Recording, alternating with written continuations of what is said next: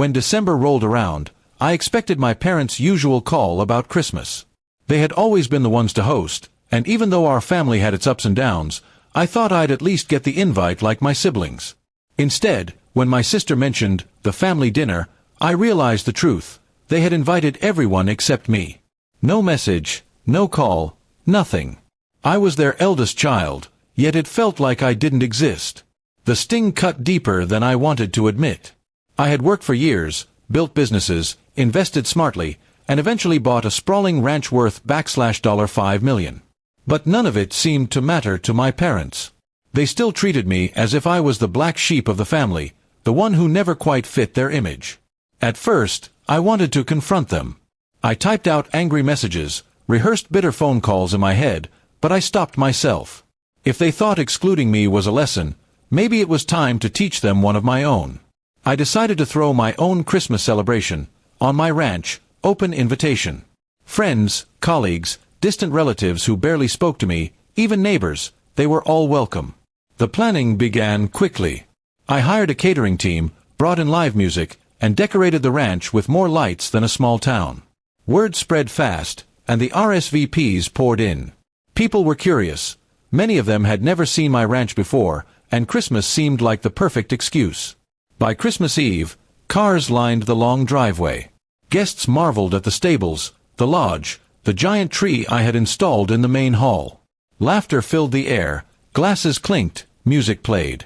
For the first time in years, I didn't feel like the forgotten one. I felt celebrated, surrounded by people who actually wanted to be there.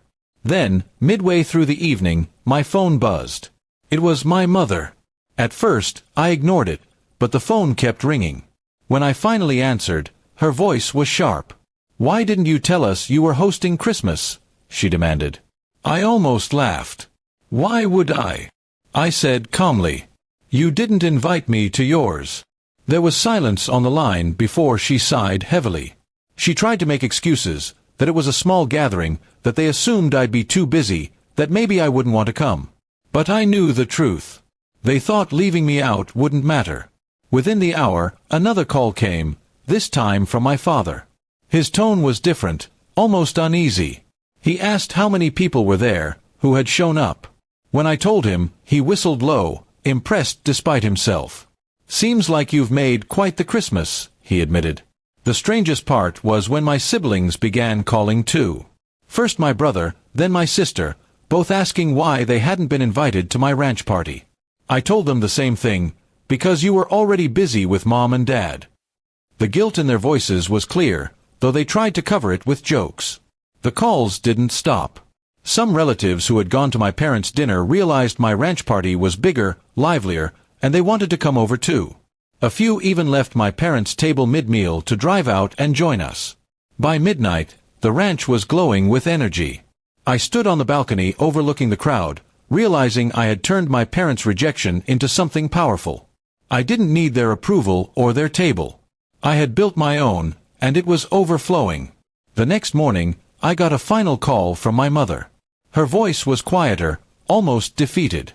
She said maybe next year we could combine the celebrations, that it wasn't right for the family to be split.